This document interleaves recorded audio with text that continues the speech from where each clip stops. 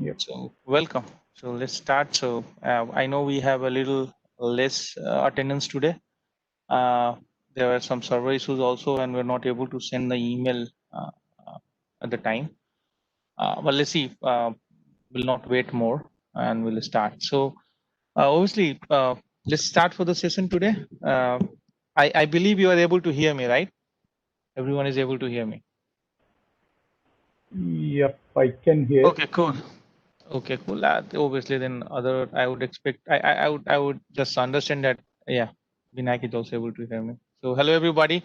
So today's session is specifically on containers, Azure Container Services, and Abhishek will be taking you through details and nitty gritty to the Azure Container Services, how to use it, do's and don'ts, and a lot more. Will shortly describe what will be there in the session. So starting with the code, containers and their orchestration is the need of the day as they make the life of an engineer easy. Obviously, as it says, it has lot to say about everything is turning into microservices. When you need a small packages, you just need a small code, you uh, need your application to run easily, deploy it easily, and container are the easiest way to do that. Obviously, there are people who are still developing their code on the older technology. As and when they move fast, they will be easily able to use it. But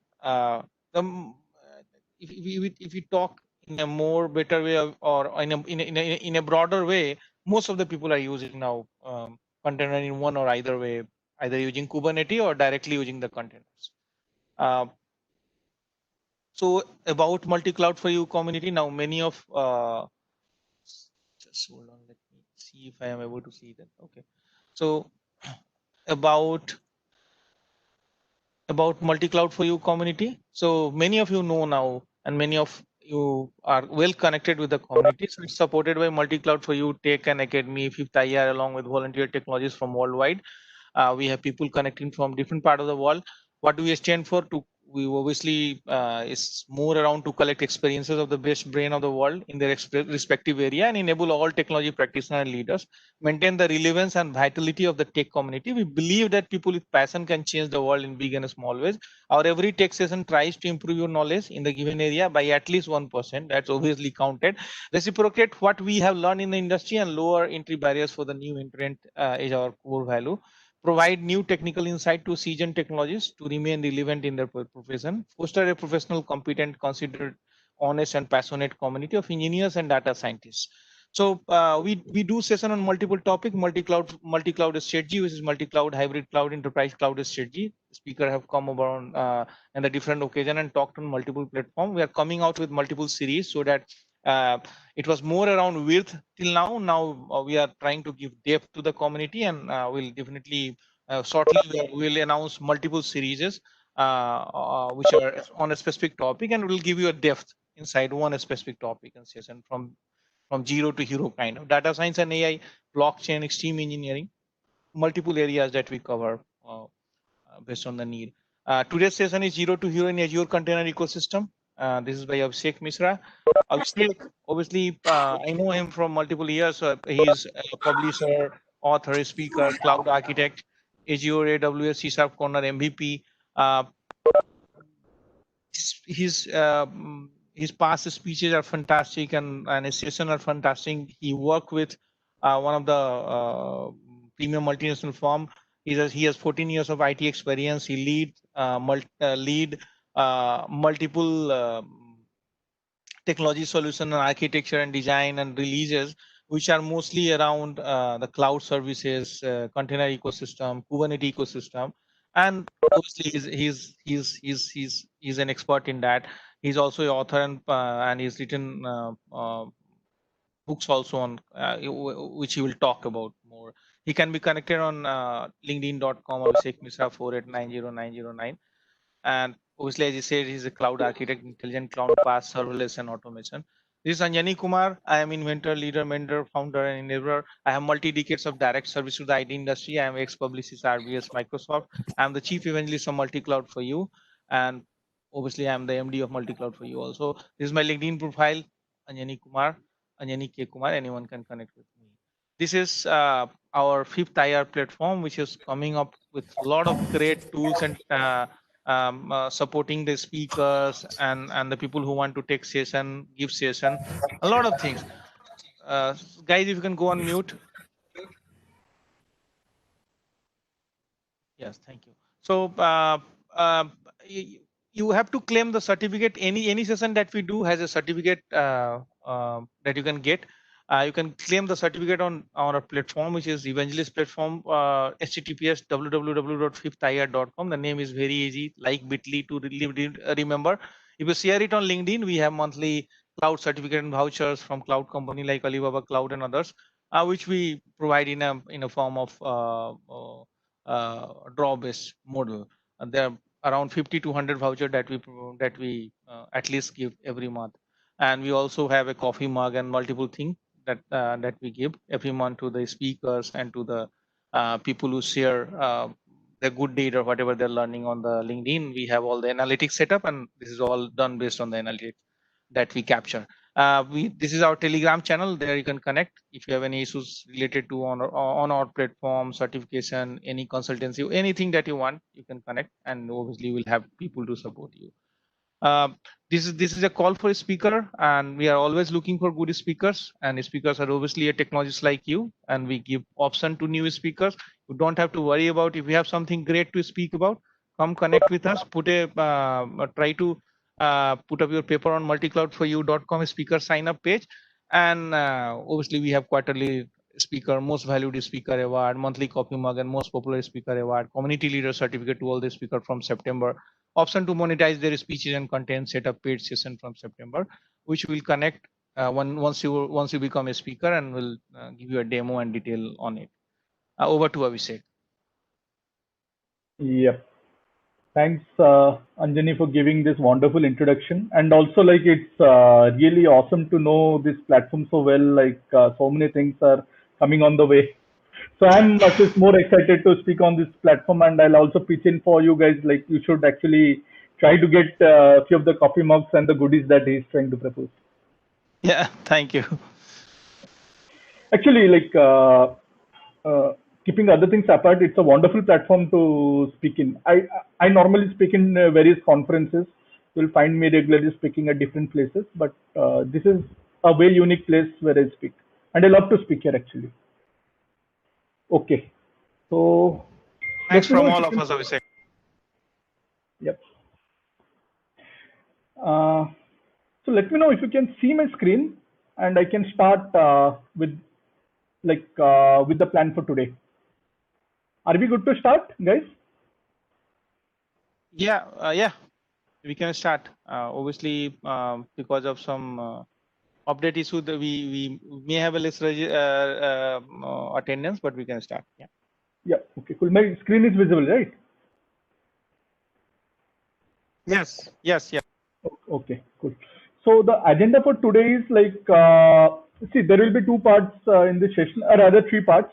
The first part would be like for 10 minutes or so, like I will speak on different theoretical aspects for containers, where I will give an introduction of containers and what does the Azure ecosystem has to provide, like in this container world. Like, we have different container-based services in Azure. So we will explore all those services for the next 10 minutes. Also, I'll also give the big picture of like how these services work in this ecosystem and where each of these fit in.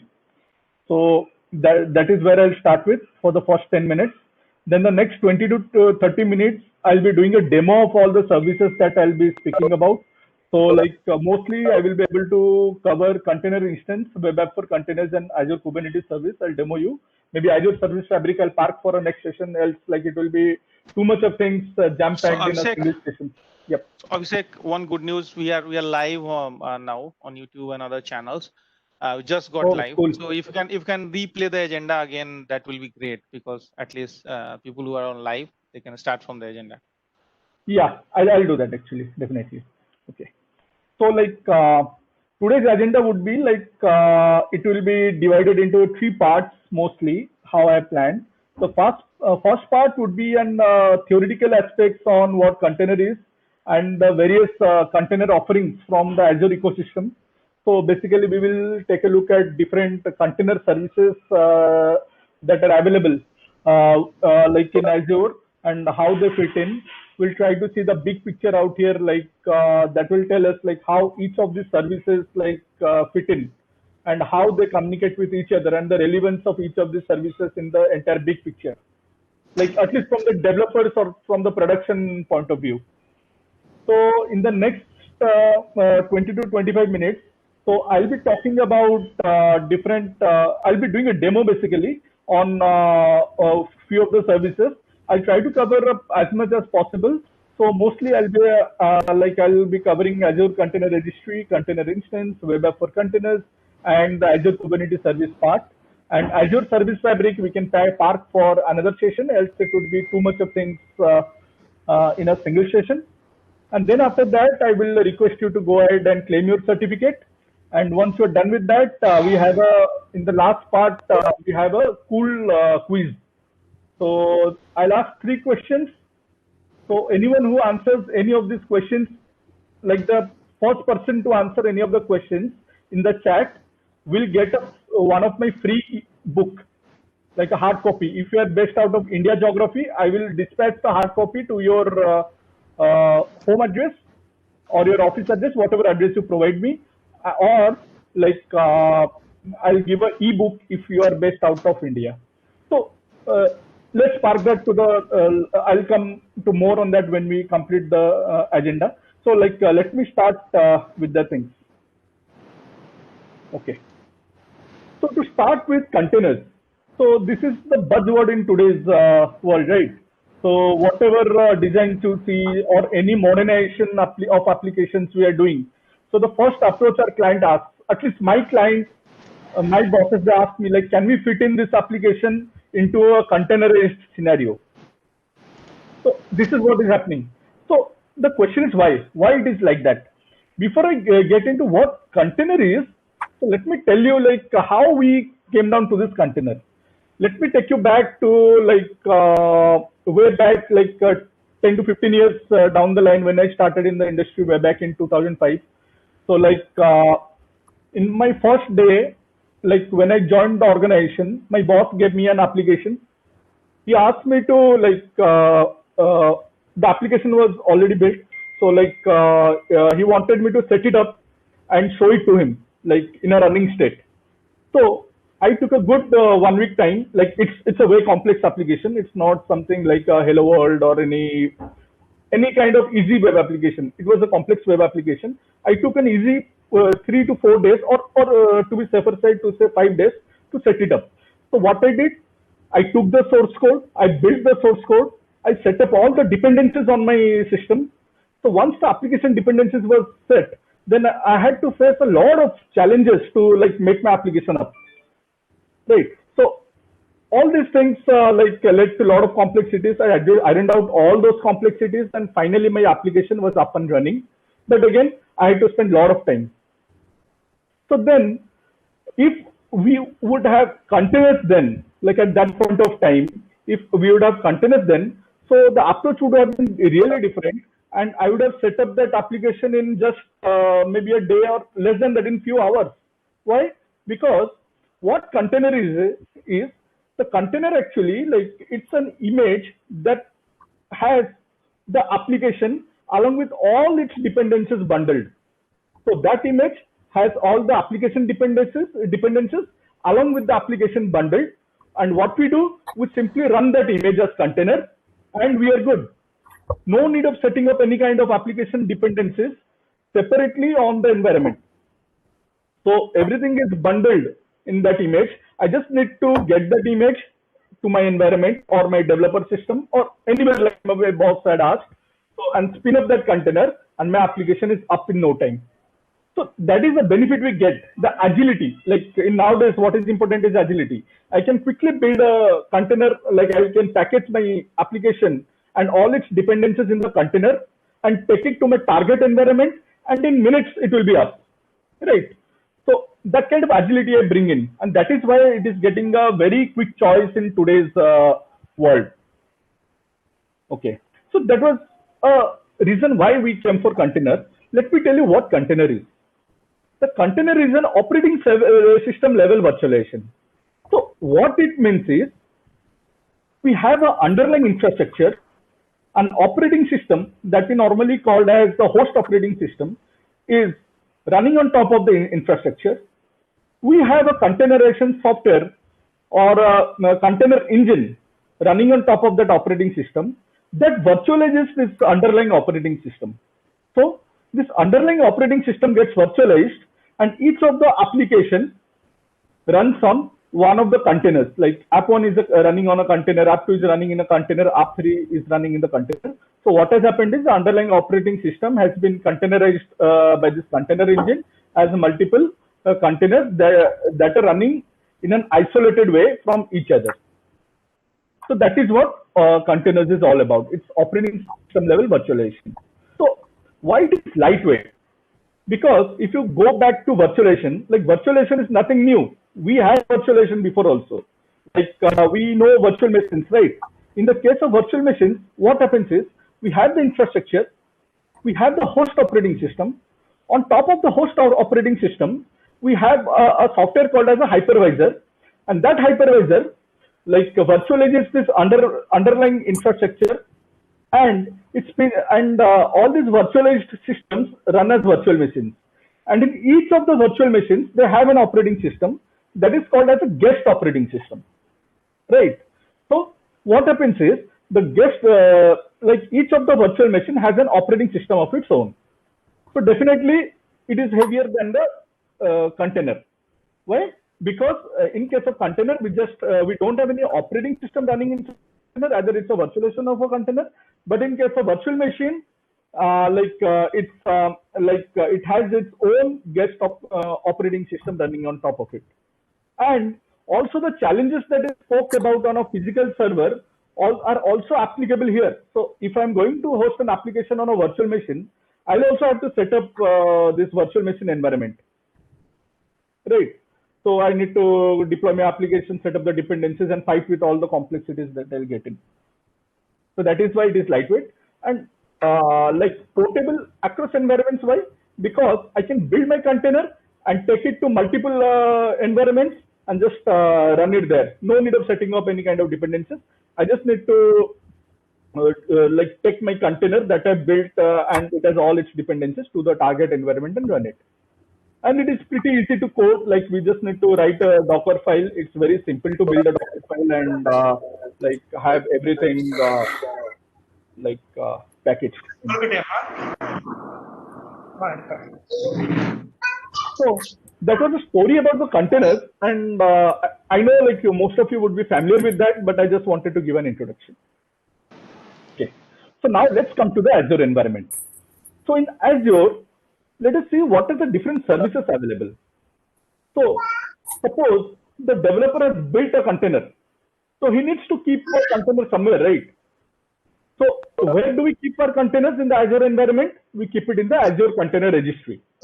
So what is Azure Container Registry? It's a repository for the container images. And when we say repository, that means it's a store for the images, and also we can also say it as it's a versioned store for the images. So we keep each of the images like as a versioned image using tags. We know, right? So we can attach a tag to our image and maintain multiple versions of the tag. Like for example, our version of image targeted for environment, like production, I'll call it as image colon prod, image colon stage, image colon, like that. So I can version the images and keep it. Then it's a private Docker registry implementation on Azure. So that means normally the Docker registry is there either public or private. Public means anyone can access. Private means who are intended to access the images from the registry will be accessing it. So it's a private Docker registry.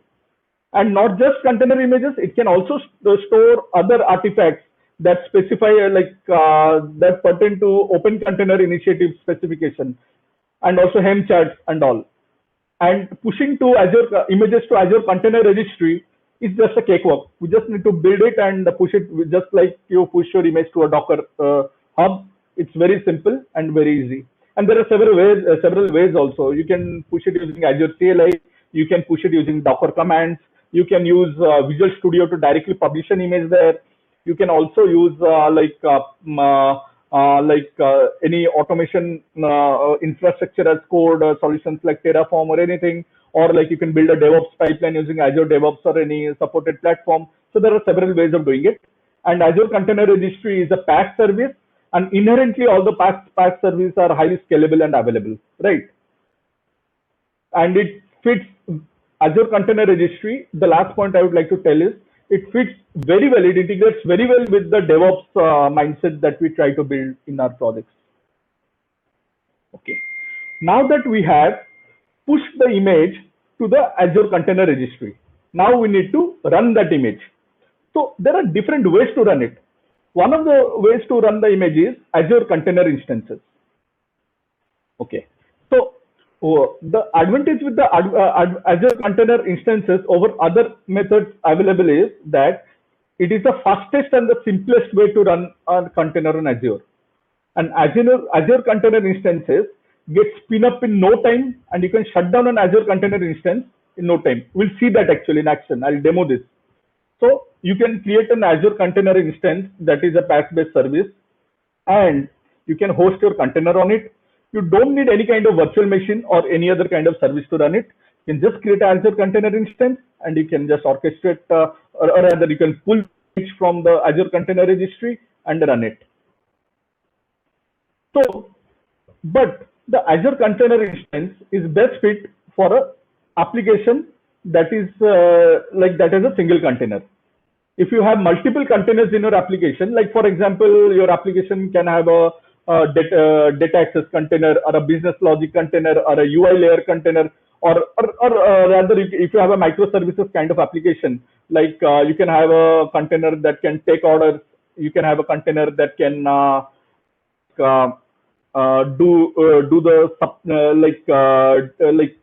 work on the delivery part, like another container that can process the payment. So like if you have a multiple containers in your application, then you can't use Azure Container Instance. And to add on, this is the basic building block for the serverless. Sorry, anything I need to answer? Okay, cool. So this is the basic building block for the Azure Kubernetes service. So like in Azure Kubernetes service, like we use virtual machines as nodes in Kubernetes. Just hold on. How many of you are facing the voice breaking issue? Is just Devashish or? Voice is good. Okay, cool then. Cool. Thank you, guys. Obviously, then there must be a network issue at Devashish's side. Okay. So am I good? Like you guys are with me? You're getting me what I'm trying to say?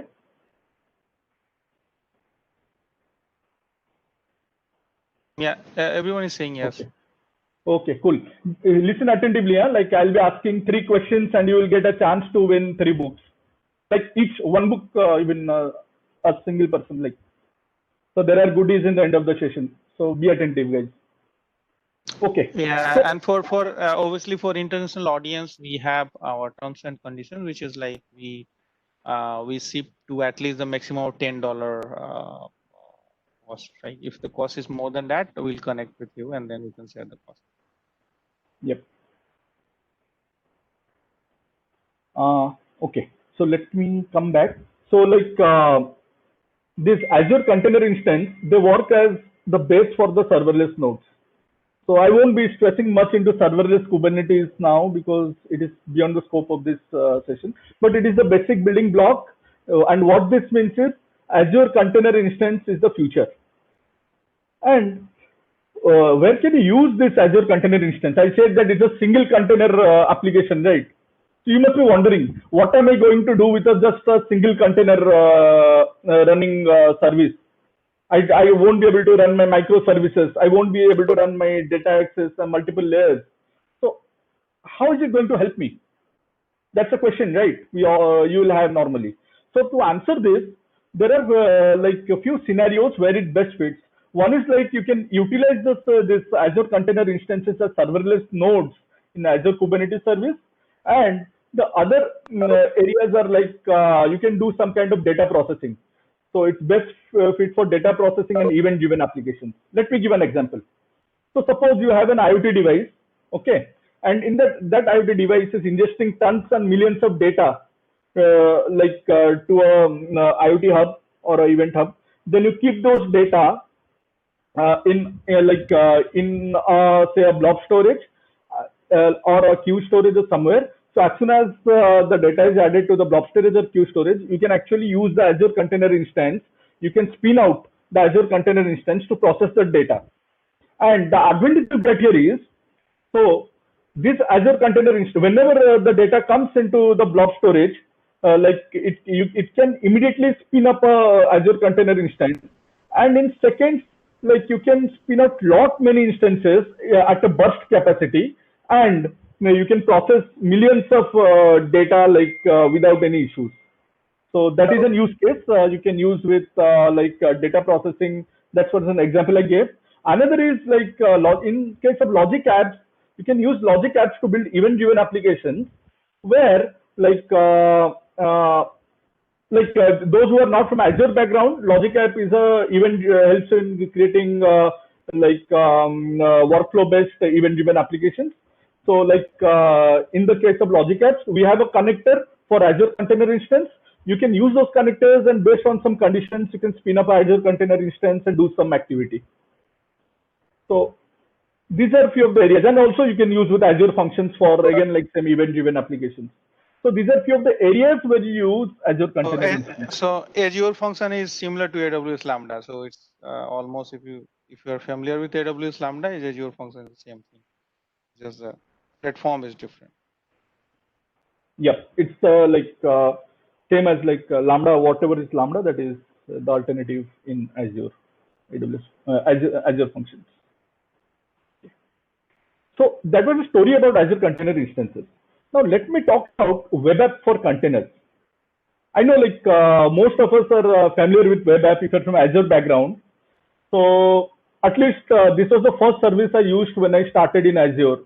I started as a developer, Azure developer, when I switched to Azure in 2013.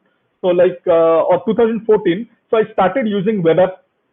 So in case of web app, what we do is it's a PaaS-based service, and what it does is, so you can build your application maybe in .NET or in Java or any of your favorite languages that web app supports, and then you can host your application on this web app.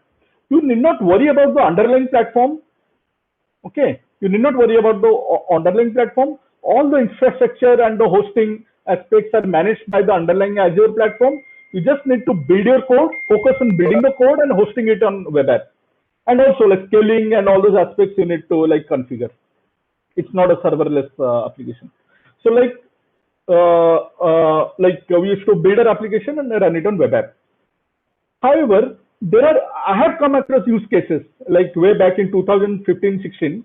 So when I used to run an application, a web application on one of the web app, and I also used to use some kind of Python dependency. I used to have Python dependencies.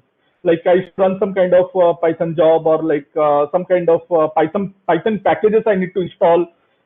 Maybe I'm hosting a reporting applications. I need some kind of Python packages there. So those kind of dependencies I had. So what I used to try to do is, I used to go to the Kudu and navigate to the console, and I used to do a pip install.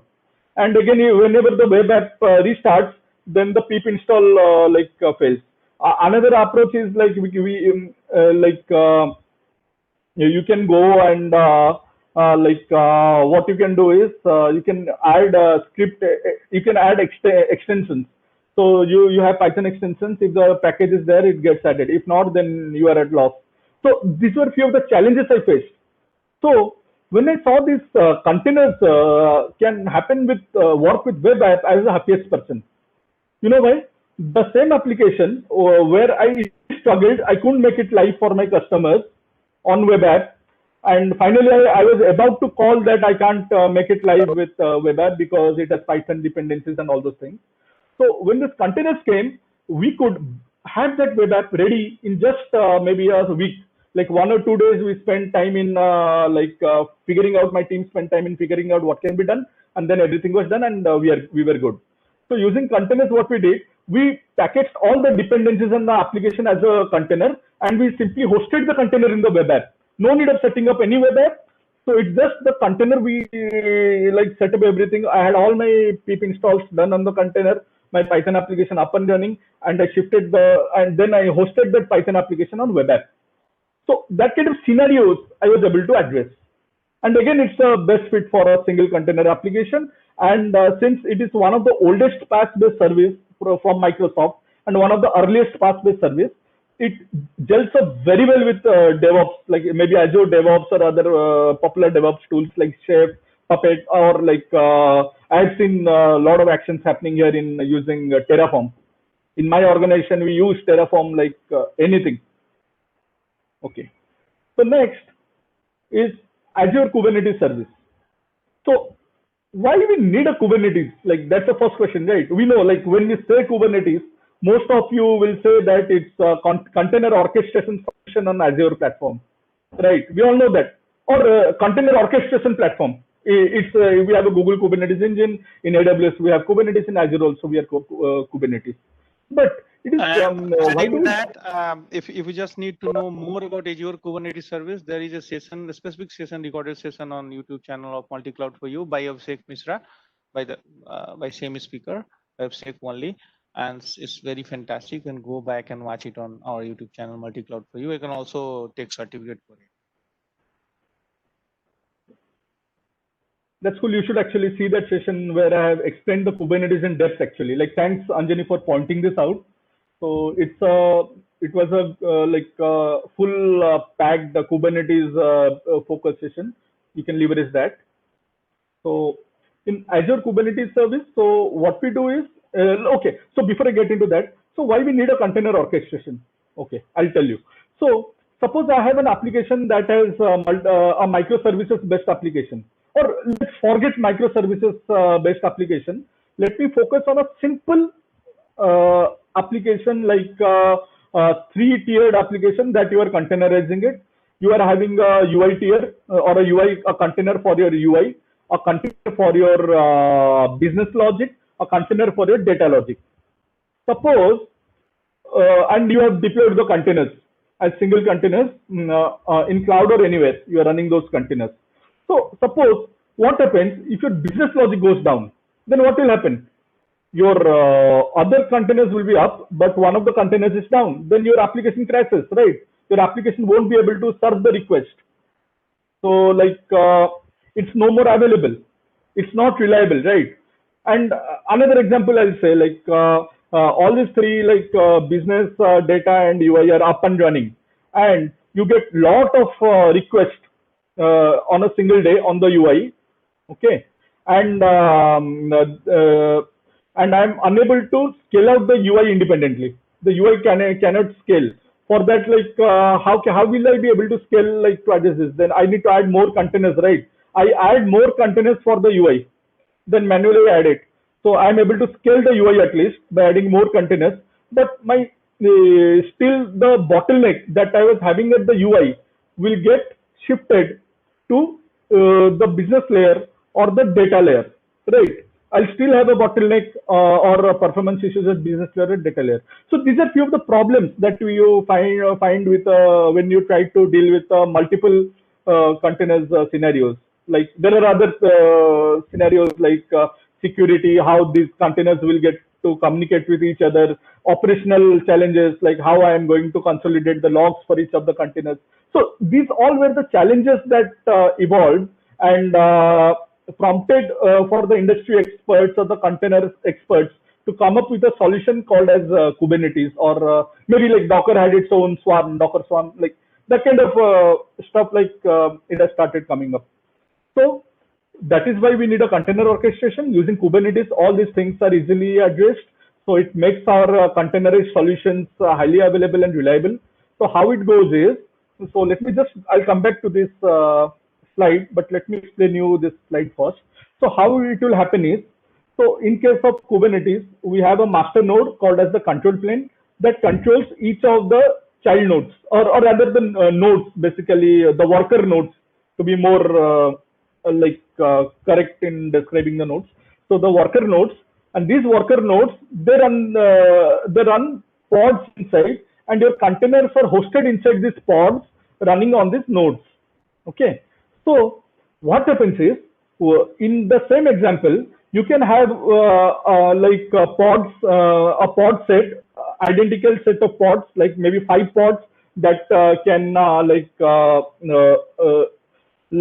adhere to the request coming from for the UI, that can actually listen to the request coming from the user. 5 pods for business logic and 5 pods for database. So all these pods running inside the nodes are managed by this control plane. So whenever a request comes and it sees that your business logic pod has, one of the business logic pod has gone down, immediately the control plane, what it will do is, it will immediately spin up another pod, so that I still have these 5 pods up and running every time, so that I can handle those requests. So that kind of desired state management can be done, is taken care of by the control plane. So your high availability, your scalability, whenever you see some additional requests coming, you can configure scalability at each of the pod levels, for example, or each of the node levels and pod levels as well. So if I'm getting huge traffic for a particular service hosted on a pod, then the control plane spins out more number of pods to address those traffic. So those kind of advantages we get. And I said that we run the containers inside the pods. So all those containers images are there in the Azure Container Registry. They get pulled from the Azure Container Registry and are orchestrated on top of the pods. Okay, so this is how actually AKS works at a very high level, and why it is a managed Azure, why I call it as a managed Kubernetes is because okay, let me just go back here. It's a managed Kubernetes because the entire control plane infrastructure is created and managed by the underlying Azure platform. You don't have a control over this control plane, and this control plane is the most complex thing in the entire architecture. Trust me, like setting up a control plane will take days. You'll have to spend many days to come up, maybe 2 to 3 days easily to set up a control plane if you're not an expert. So, but when you are creating an Azure Kubernetes service, in minutes you'll have a AKS cluster created along with the control plane. So the underlying platform creates it for you in minutes. You save so many time, so much of time is saved for you. And along with the node configuration also that gets created, you can choose your node configurations and all. But again, it's at a very high level, like AKS that I explained to you. You can see a detailed session that I had given earlier on this. And you can provision a AKS cluster using Portal, Azure Portal, or you can automate it using Azure PowerShell, Azure CLI, ARM templates, or Terraform. So many ways are there. But to highlight Azure Kubernetes service or any managed Kubernetes service, maybe on Google platform or AWS platform, it reduces the complexity and operational overhead of creating and managing that control plane thing. Okay. So there is one more service that comes comes in Azure, that is Azure Service Fabric. So prior to Azure Kubernetes Service, Microsoft has its own container orchestration, or it's much more than a container orchestration solution, that is Azure Service Fabric. It can be used to build distributed applications microservices with ease.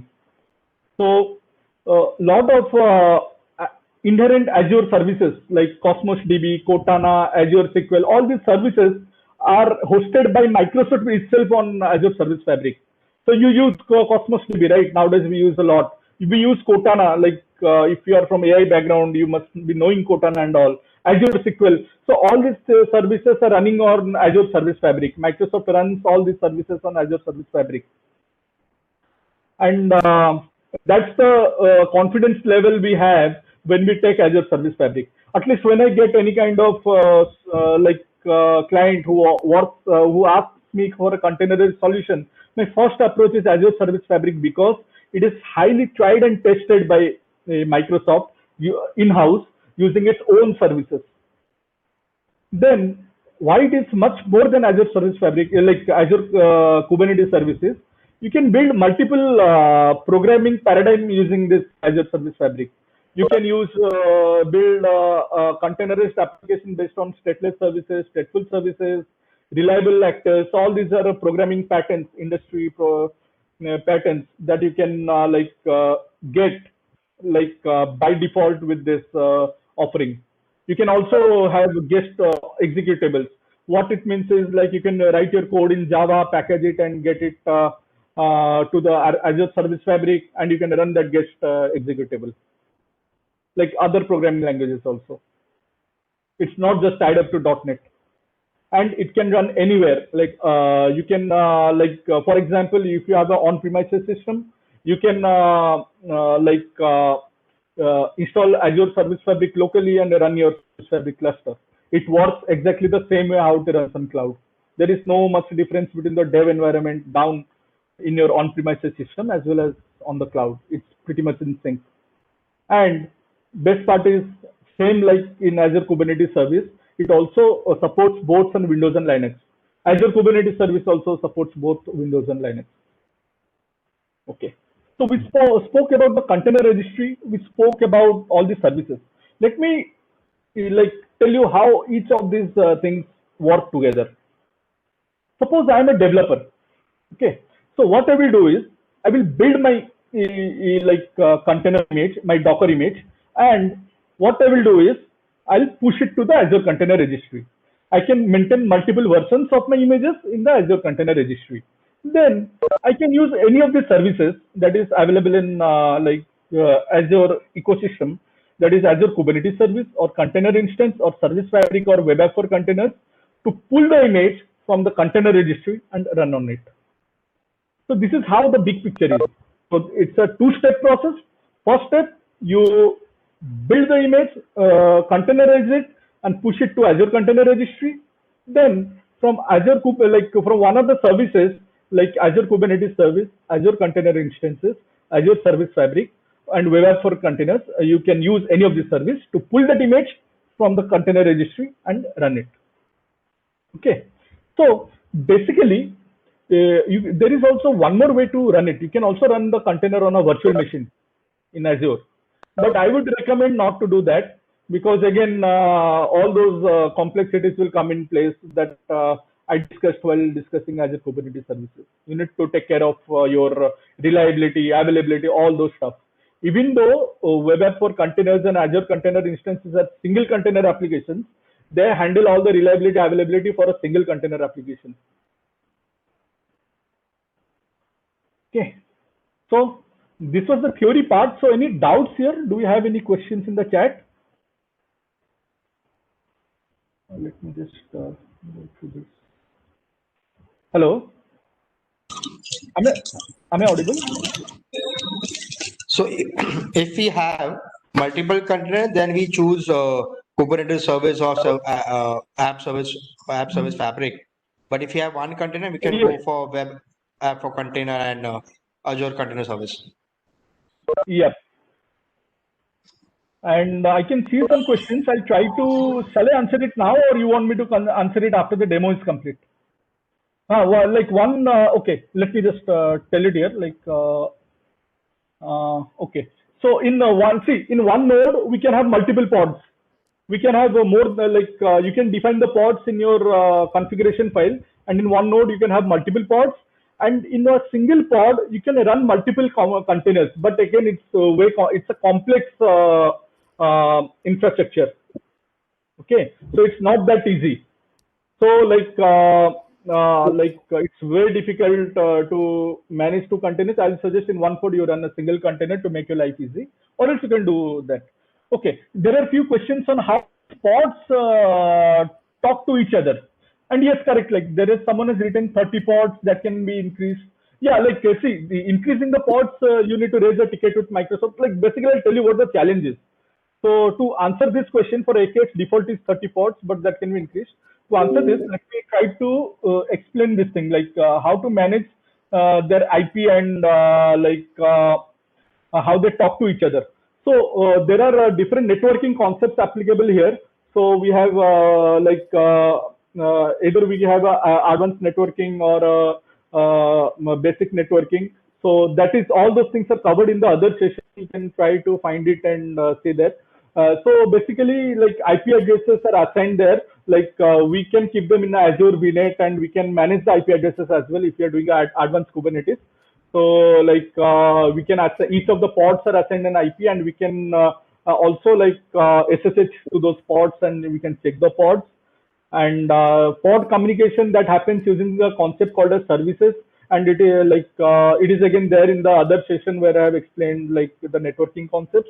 I'll share you some links towards the end of the session where I have explained how the networking happens and the pods talk to each other.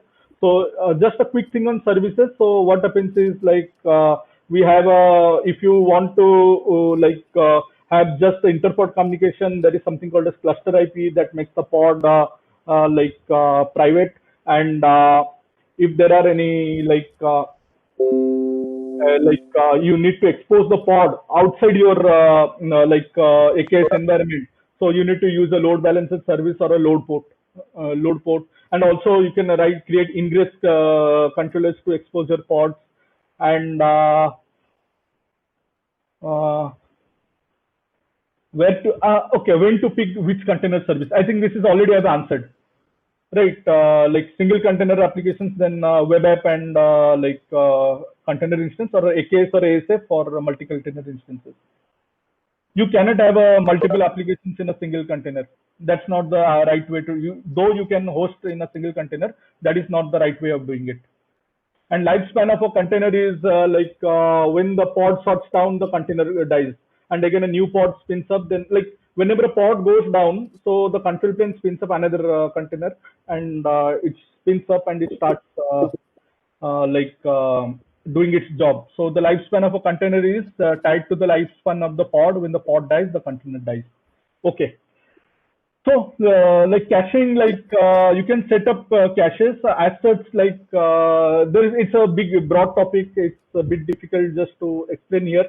But again, you can implement a Redis cache and all from the AKS environment. We are doing this. We use Redis cache with pods, in our AKS. So where we keep our data in a Redis cache.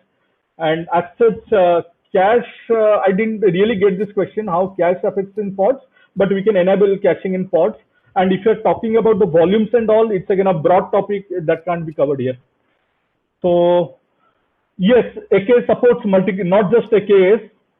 Means can it? No, it is not supported. If you say AKS, it's a managed Kubernetes service on Azure. Okay.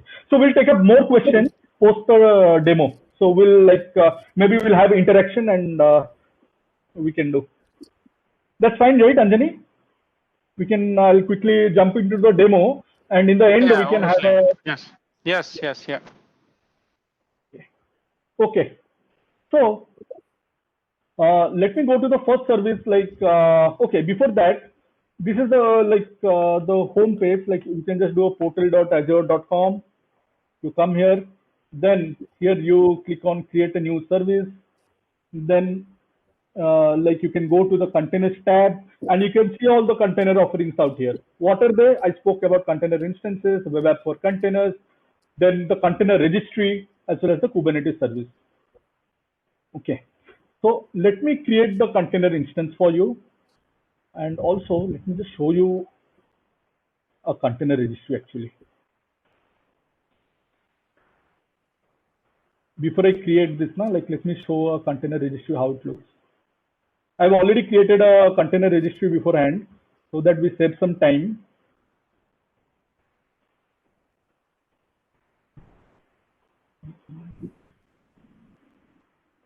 RG multi-cloud for you.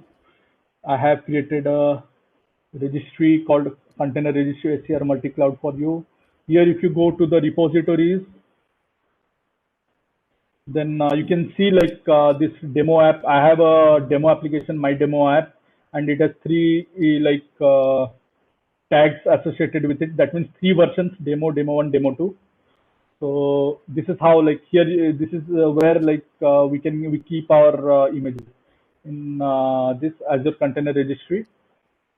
So basically its homepage looks like this, and this is the login. So normally, if you need to push any images to the container registry, you can just use the same command like you see here, now, like Docker push.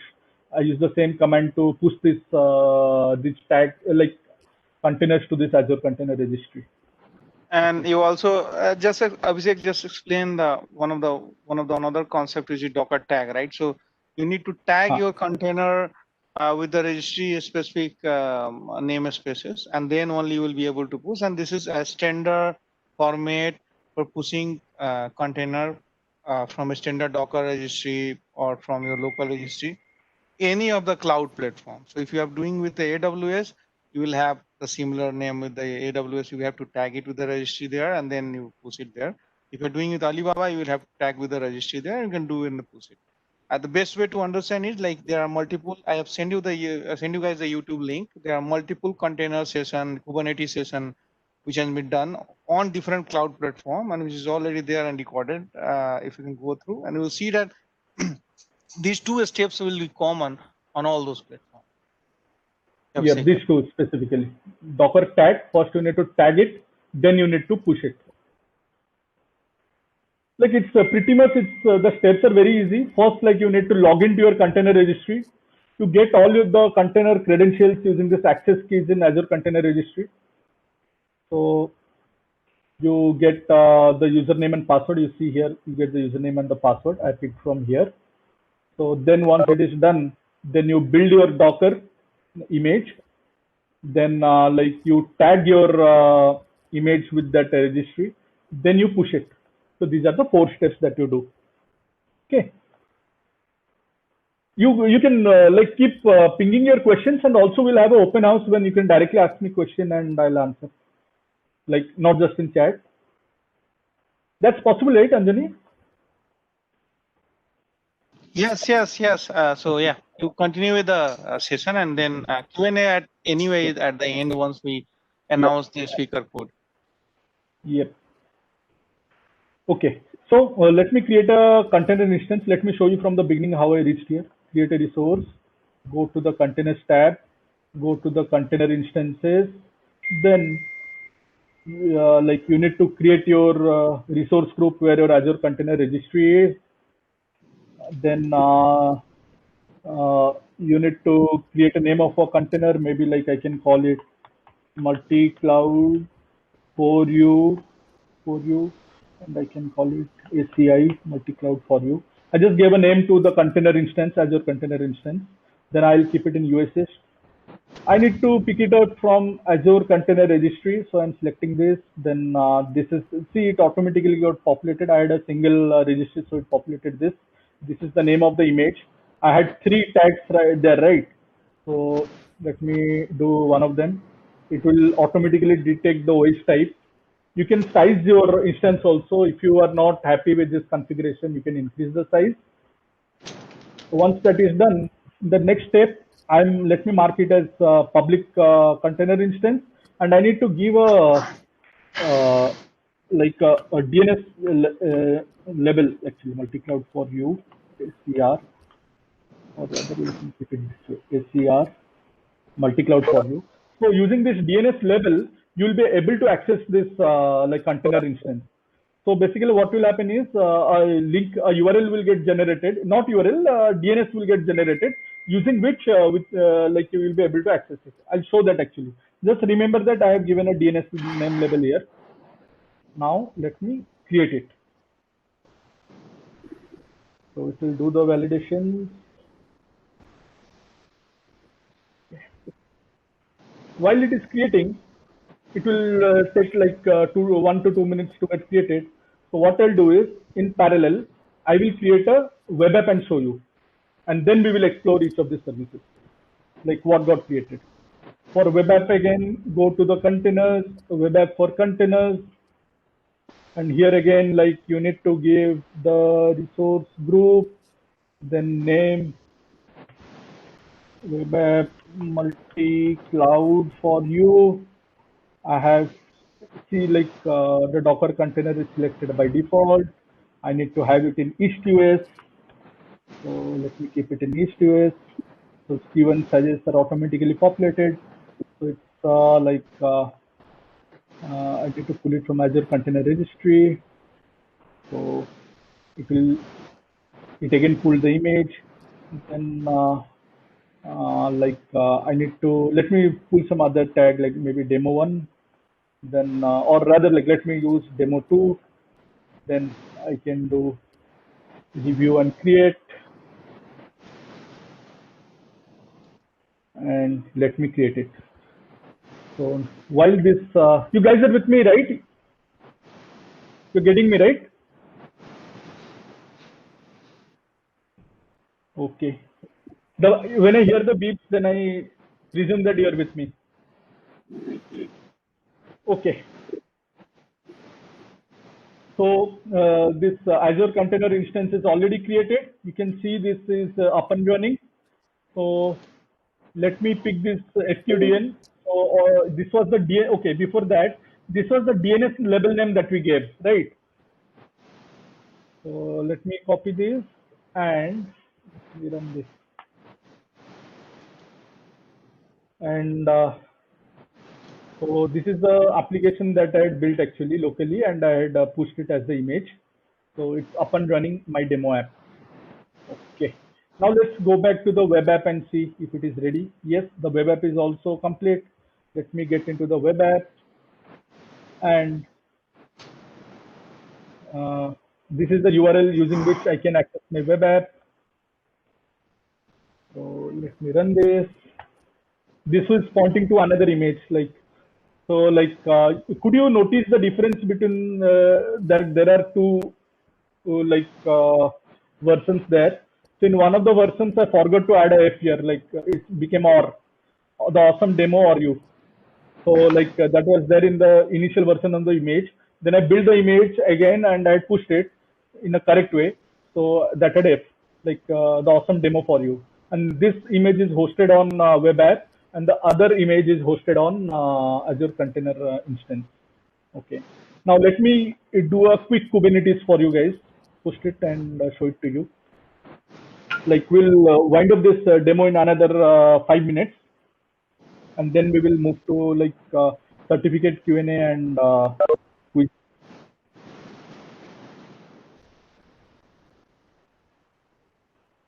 Okay. So I will use the Azure Cloud Shell because here I'll get all the tools already implemented.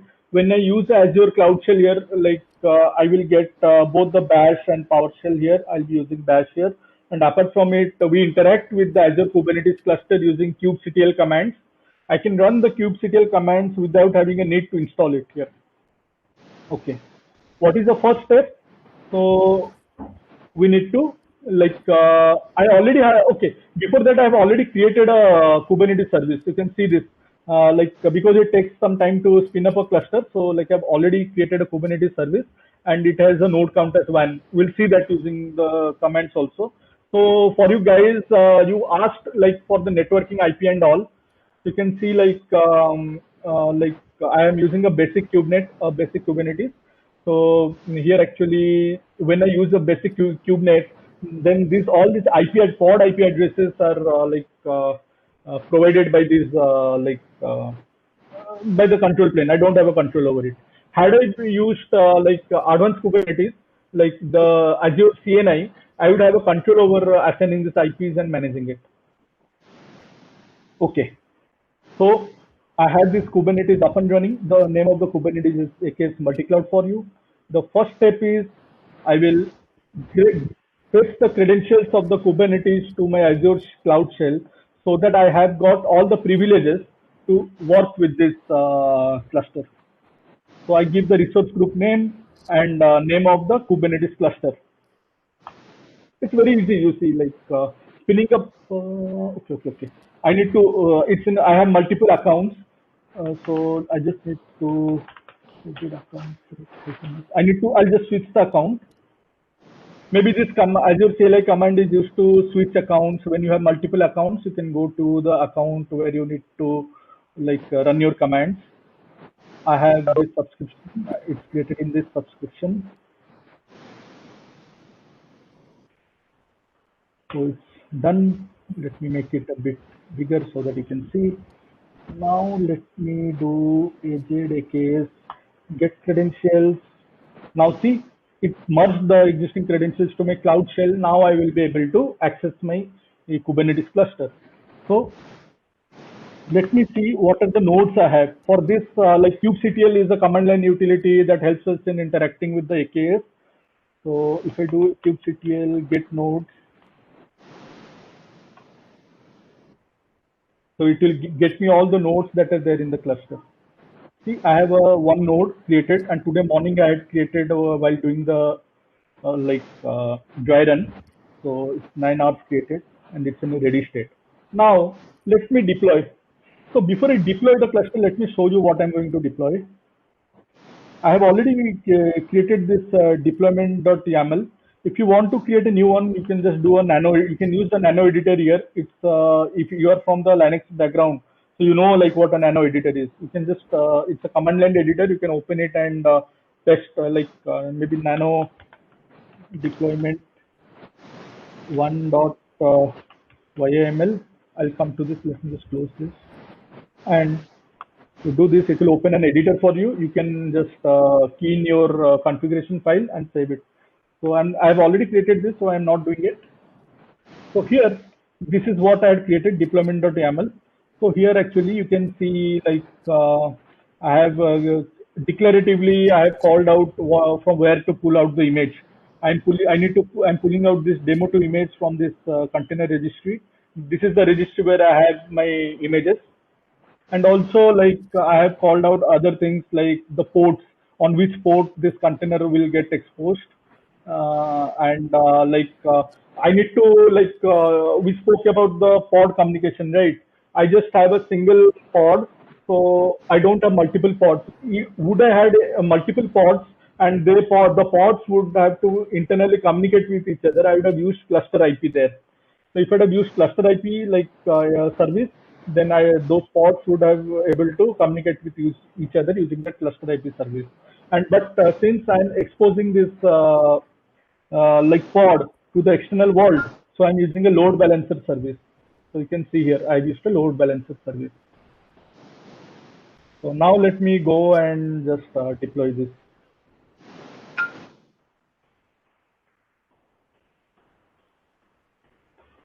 So before I deploy, let me just show you one thing. kubectl get pods. When you do this now, you can see that there are no pods currently. So I use the kubectl apply fnf deployment YAML, and now you can see the deployment as well as the services created. So what I need to do is kubectl get pods. One pod got created. In my configuration, I have said that I need a single pod. One pod got created, it is up and running. And let me see my service. kubectl get services. So this is the cluster IP for interpod communication that I spoke about. By default, it exists in the cluster, or you can also create your own. So this is the service load balancer service that got created. I'll just pick this external IP address. Okay, and now I will browse it. So this is how using this external IP address, your pod is exposed to the external world. Now that container that I have created in that YAML file, I had instructed the Kubernetes in that YAML file will get orchestrated and will be available through this IP address. It takes a while actually to come up. It came up. So normally it gives a panic, right? You're in the mid of the demo and it shows the app is not up. But it takes a while to come up actually. Okay, so you can see here. Okay, so what I explained about AKS is just the tip of the iceberg. So if you want to see the things in detail, so maybe you can like use some like see the video where I done, or else I will give you some links. Quickly give you some links that you can refer to. Okay, while the link is opening up, you can unmute yourself and ask me questions. So is that fine? Is that fine, Anjali?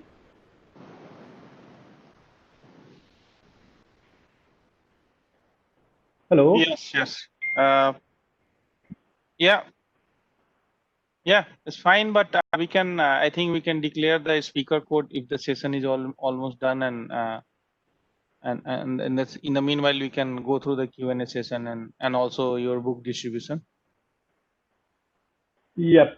Yeah, okay, we can do that. So, Yeah, so people have to go on https maybe I can show it here. www.fifir.com. Oh my God, please go on mute. Maybe you would like Oh. to share your screen. I think I've shared the link, and in this link, yeah, like you will find all the necessary like it is the last link of the series. Like it's still building up. You'll find all the like links here, how the virtual network works, like how pod networking happens, or everything is there actually. How scaling happens and all. So maybe like you're free to share your screen actually, Anjani, and explain them the steps. Yeah, you can also go through it. There is a link www.fifir.com. Just go there. Pinged in. Yes, and then you can put your name, phone number, email, accept term and condition, and then put your speaker code, right? So it's obviously if you can define, if you can give the speaker Calling code. out. The speaker code is A for Apple, A, B for ball, B, D for data, D, F for fish, F. A, B, D, F. A for Apple, A, B for ball, B, D for data, D, F for fish, F. A, All in B, D, F. caps. All in caps. A, B, D, F. A, B, D, F. You just put your name, phone number, email, and accept terms and condition. You go on the next page and to talk. It will ask you for a speaker code. So just claim it now, huh? Because this is the prerequisite for the quiz and the goodies and all. Yeah, because we'll get your email and other detail on our system, and then only we can connect you, or we'll be able to connect you. Unless you do not accept the terms and conditions, we'll not be able to connect with you and communicate with you further. Yes, you'll get questions in AZ 204 certification on. Okay, will you get your certificates? Will answer these questions. Meanwhile, I'll go through it. Yeah, Abhishek, you can answer it in the parallel so that we can save some time. Okay, And cool. So you'll get Kubernetes questions in AKS questions in AZ 204, AZ 400, and also like AZ 300. I gave AZ 300 very recently. I got lot of both in 300 and 301. I got 4 or 5 questions in this area. Do we need CK certification? I'm not sure about CK certification, but how we, if you're talking about the SSL, we need to do, we can do, okay, the code, huh? Okay, let me call out the code again. A for Apple, A, B for ball, B, D for data, D, F for fish, F. A, B, D, F.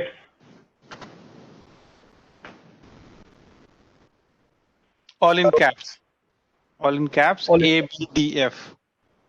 No, A for Apple, A. A for Apple, A. B for ball, B. D for data, D. F for fish, F. It's not E, it's F. Sorry, it's A. It starts with A, not E. A for Angular, A for Apple, A for Angola. Costing on various containers. Yeah, actually, that's what is your ping. Costing on various containers, like containers are like you don't get charged for containers. For the services you get charged, and if you take Azure Container Registry, then you need to select your there is basic, standard, premium plans. The same way web app has its plans. The best way is go to the Azure pricing calculator. I'll just show you.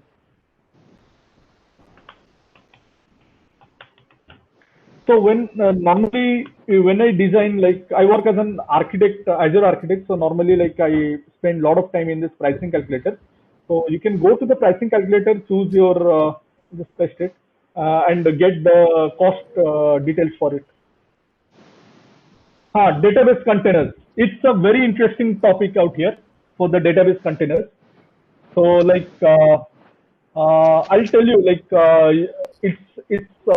there are, when you speak about database containers on Azure platform, there are two things. One is like managed database services, which is Azure SQL or Azure Cosmos or Azure MySQL. So those services are very easy and your life is easy. You need not do a lot of things. But if you're going to have a database in your database container in your cluster, then it's a big thing. Like you have to take care of a lot of things. There is a concept called as volumes. So you can see like the link I shared from CSAP Corner. It has those concepts, those volume concepts and all. So the challenge is, right? In Azure Kubernetes Service, pods or the replica sets are stateless. So when we talk about containers, then it should be stateful. So in those kind of scenarios, how you need to do is you need to use volumes. So that your log files, your database files are persistent. When a pod goes down and another pod spins up, it should attach to the same volume where your data files are there. So those kind of scenarios will come in. So like to address all these scenarios, you need to have a stateful sets. So using the stateful sets, like you'll have a scenario like first your database application will come up, database server will come up, then only your applications will come up. So you need to manage all these things. Then when your database server comes up, so like also like it should be attached to the right volume. For that, storage class, persistent volume claims, stateful sets. So all this will come into picture. And as of now, I don't have a case study handy, but yes, I have executed a lot of projects where you have used database as containers. You can reach out to me. So definitely on LinkedIn or something, we will discuss on this based on the requirements. But yes, it's possible, and you need to take care of many things when you are doing it. Okay. And for such things like pricing calculator or anything, if you need a specific, so we are coming up with a very extensible platform, maybe by next week or maybe next week, where you will get a lot of things other than these sessions only from the speaker that may be partly paid or unpaid, depends upon the how does the speaker want to open it up with the world. But yeah, we'll be able to get multiple things out there in the next 2 weeks. So it's just not session further. It can be series. It can have lot of document content which are not available on public platform, which will be exclusively available to you or the people who are doing the session, or maybe watching the recording and then going on our platform, registering there, and then using it further. Yeah. Okay, my LinkedIn ID. Okay, I'll share it with you. So before that, I'll just take this question: AWS or Azure? See, like if you ask me today as an Azure architect, if you will ask me AWS or Azure or GCP, I'll say it's all. So today we live in an environment like we have matured enough to that capability that our application will be able to take all the goodness from all the clouds. I'll give you an example. So like suppose I built an Angular application. So that Angular application, I can host it on AWS. Why? because I can host it both on AWS, like AWS using the S3 bucket. It has the capability of versioning as well as like hosting your static, like static websites. Also, Azure Blob Storage also can host static websites, but there are other goodness that I get with AWS, like versioning and all. So I can host there. I can have my authentications, everything integrated with Azure Active Directory. Okay, so I can have my application authenticated using Azure Active Directory. I can use MSAL and ADAL libraries to authenticate my Angular applications. And I can have all my business processing happening with Google Kubernetes engine. So, like whenever the UI for the UI piece, I can use AWS for the authentication and security. I can use Azure and Google Kubernetes engine for my business processing. And database, I can use some Cloud Spanner or some near database in Google platform, right? So there are different like you can actually you leverage all the goodness from the different cloud platforms and bring it in a single umbrella. So like we have already got into that kind of mindset in the industry, and even like this, I have implemented a lot of success stories with in this multi-cloud environment. So maybe Anjane, like sometime I should come up with some kind of multi-cloud sessions here. Like it will be more interesting, I believe. Yeah, obviously. So like to answer the question, like you should be knowing, like to start with a single cloud, but then you spread to multiple cloud technologies. Thanks Anjani, like for pinging me this LinkedIn URL. Will multi-cloud for same application won't become for some? No, actually, why it will become expensive? See, I'll tell you the challenges with multi-cloud environments is like rightly pointed out data egress. Like Gaurav has pointed out, yes, data egress. Yeah, that will be there. That will be there, and latency, of course. But there are different ways to manage it actually. Like there is one session also I have specifically given. Obviously, that's for cloud storage. Let me ping you that, and you will be able to see that how we ideally manage the services on multi-cloud for you in multi-cloud environment easily. And similar thing can be applied on into multiple ways. Just yeah. So basically, it's all about like bringing your architecture right. So how you plan it. So it should not be just not like while Anjali is like pinging the link, maybe like I'll add some context to it. So like it's not just about I just want to have a connection string. If you're exposing you are hosting a database on Google, say Cloud Spanner, and or some SQL, and you are trying to access it in Azure using a connection string, then that's a bad approach, because it will add latency to your design, and also like it will pose security threats, right? So, and also egress and all those things will come into picture. So the my solution would be, why won't I expose the database there as a service, as an API? So as a REST APIs. So a REST API layer will sit on top of the data in the Google platform that will interact with my Cloud Spanner or any big table or something. And it from my cloud environment, instead of directly hitting the database, I will you consume that REST API. So that will bring down some of my latency and all these issues, right? So that kind of things actually we can like think of, like having the architecture right. We need to think, if you're thinking multi-cloud, it's a different mindset, and we need to like performance has to be tested. That is the most important thing. Like you need, your design should be performance. So those things we need to take care of. Security, performance, switching on the fly, why you need multi-cloud. There are multiple things that you need to understand, and when you design, you can have those parameters in place. Or whether you are trying to switch it on the fly. Why you are choosing multi-cloud is for exactly, that is the main question. Pricing. Is it for pricing, managing the pricing? Is it for backup? Is it for some more being availability kind of, or multi-agent environment kind of scenario? Depends on multiple things. That hello guys,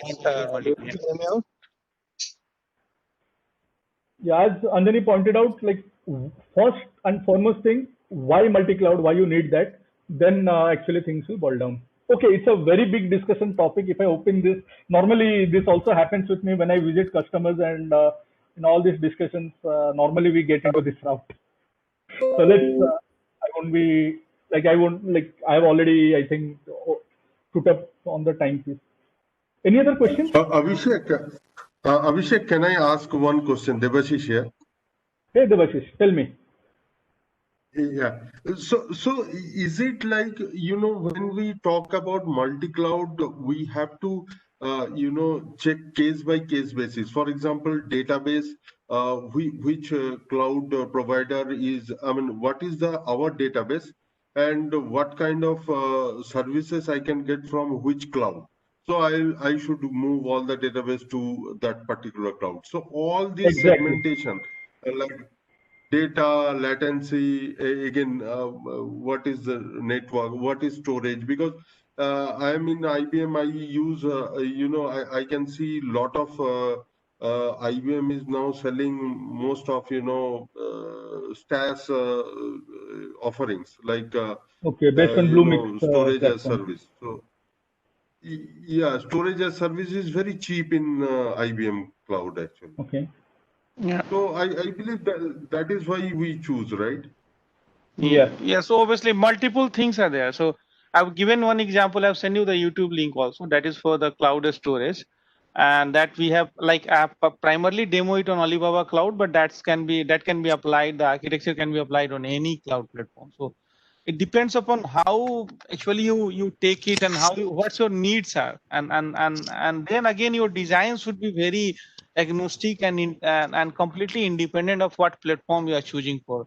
Mostly doing design at the JSON level, everything can be managed in the cache, in the JSON, completely independent from what database that you choose in the background. You can easily, if your design is agnostic, you can easily move from a OLTP system to a NoSQL system and then move back. And that's kind of thing. You will have to play building, maybe that may be a re-engineering the wheel, but there are multiple providers available. You can integrate that out, or you can also re-engineer it to build a provider which can easily be connected on different platform, can be easily molded around, so that you are not going through a vendor locking problem later. That's a one big challenge. And obviously I will share you a few other videos which talks about multi-cloud for you challenges or cloud migration based challenges which are there when you deal with more SaaS based platform or more and the platform like serverless platform, right? So if you're using Azure serverless, or if you're using AWS serverless, or if you're using Google Cloud serverless or IBM serverless, there is a problem that you would have coded in a specific way, like you can do a very fast programming with function app or logic app. It's a dilly-dally kind of thing. You can simply build a lot of things in 7-8 days or 9 days or 4 or 5 days, which you have to code it. It will take time. Your client may be very happy at first point, but you will have to see how do you manage those challenges, balance your pace of delivery with long-term architecture. That's very important. Thank you very much, Anjani and Abhishek, for answering this. Yeah, Anjani, Anjani can you explained share it in a your very nice LinkedIn? way, actually. Thanks, Anjani. It's a very nice. You gave the entire picture, like all the things in a single plate. All those. Yeah. Yeah. Yeah, we So have to basically, sell things right. yeah. Okay, let's all this multi-cloud thing. It's a very big area. If you're opening the Pandora box, then lot many things will come out. Okay. So for Azure Cloud Architect certification, I would suggest the best way to prepare for this is like the standard AG 300 or the book that Microsoft provides. It has all the information in that, and also like go through the syllabus, like go to the Azure portal, see the syllabus for each of the points. Google, there are a lot of materials around. So like actually I did prepared it in that way. It took me from 3 to 4 months. So I did not score big because to be very frank, like unless you don't use dumps, you won't get a 900 plus score. But if you're preparing yourself, you'll be able to pass, and you'll get a, you may not, you'll get an average score, but the score that you will get, that is more effective. So don't use dumps. Go to the syllabus. For each of the syllabus, pick up each of the topic. So browse each of the topic. Lot of materials are there. Do some hands-on, and to tell like you might get some labs, case studies, and all. So be hands-on, like practice it. You can just take your free subscription and just practice and do those things. Okay. So maybe you can connect with me on LinkedIn. I'll guide you actually more on this. Okay. So just like we have data migration services and storage migration, there is no tools as support container migration. As such, I have not used any my container migration services in Azure.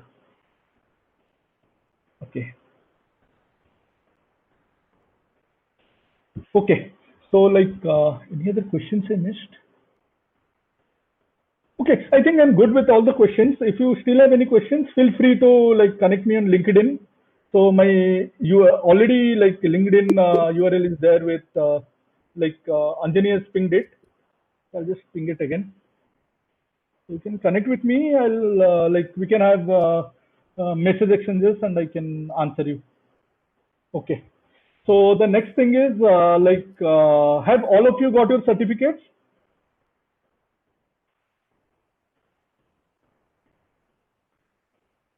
Okay. So Anjani, can you start with the quiz? Yeah, sure. Yes, we have the data. Though I think obviously the person who wins, his email must be there with us. Yep. I think you can verify that, right? Yeah. Back in. Okay, cool. So what you are going to get is this book. I completed this book like 2 months back, and it got published with BPB Publications last month.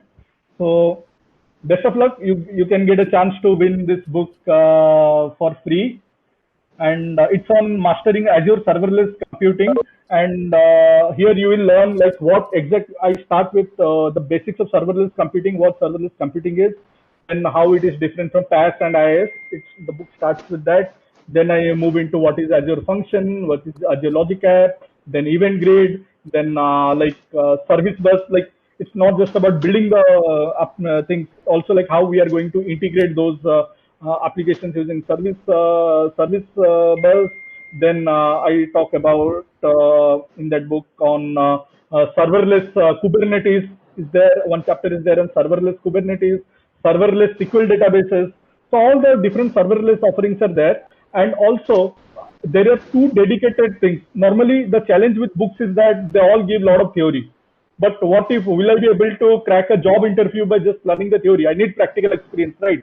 How the system works. So this has been taken care in this book, and there are two chapters that will teach you how to design a serverless application and how you are going to implement a real-time serverless application.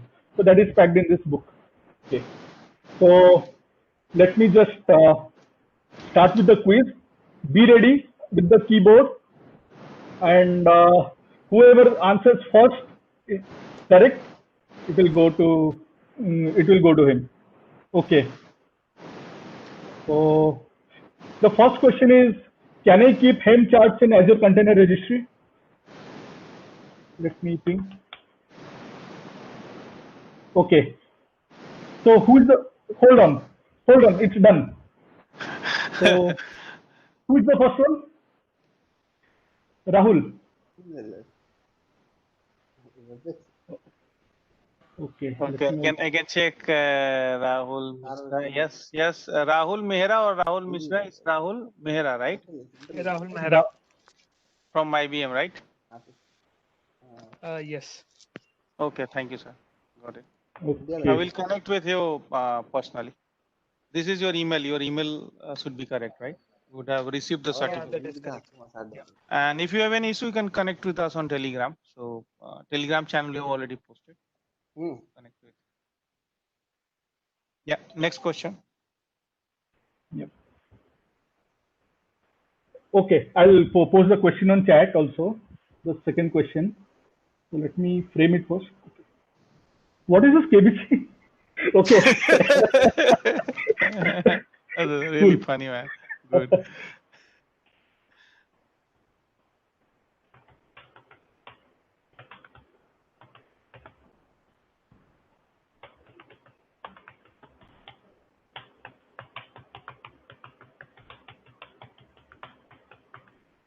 Okay. Name all the container-based services we discussed in this session. All the container-based services. Not one. Everything. No one has given.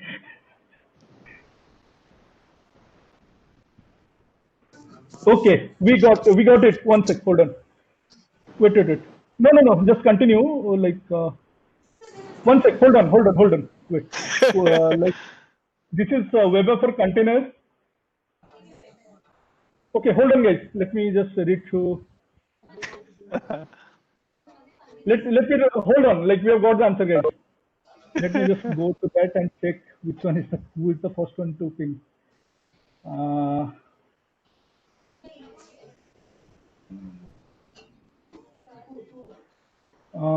This is near correct, but it's AKS, ACI, and ACS. We don't have a ACS. It should be ASF, Azure Service Fabric.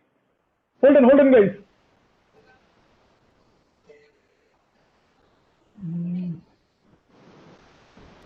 Then consider this web app. Sorry.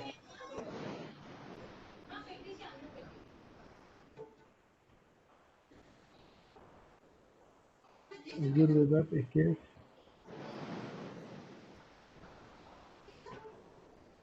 Don't ping, guys. I'm like trying to evaluate. Looks like Ramesh Misra is almost here. He had a typo, but I can go on Ramesh Ah. Misra, Azure Web App, ASACIM. And ASF, Azure Service Fabric. Yeah, We ASF, can consider this, obviously. right? Yes, Ramesh Misra. Let me check his email available. That's the concern. Don't worry if you don't get this thing now. Like ping me on LinkedIn. Yes. imagenia.com, right, Ramesh? Yes, Okay. Imagineer.com. Yeah, Okay. thank you. The last question.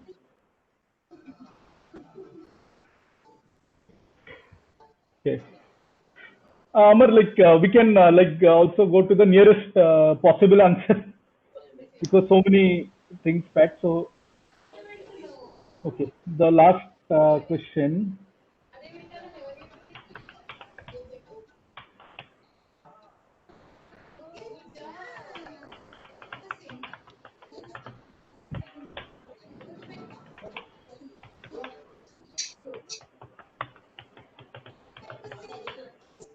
Hey man, I good that I'll change my question. Good man. Okay. What can we use as serverless nodes in Azure Kubernetes Service? You have already got the answer. Start getting the answers. No, let's.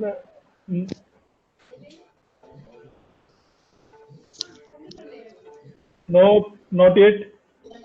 Maybe if you have typed in your answer before my question. Yes, we got it, Mohit.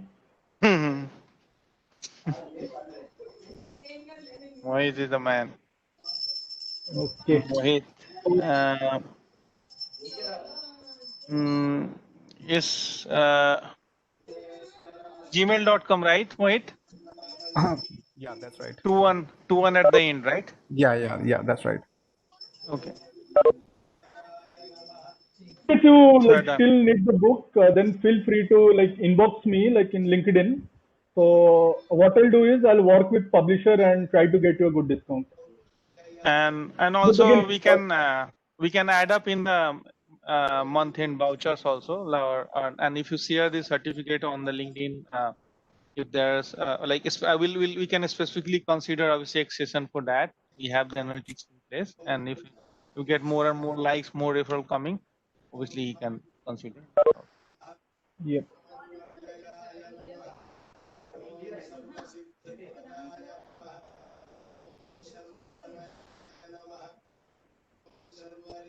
So I think Anjali, do you have anything else to discuss or any questions or anything, or we are good to close? We can close now. Okay, good. Thanks all for being patient with me for long more than 1 hour. Thank you. Yeah. Thanks, bye guys. Right.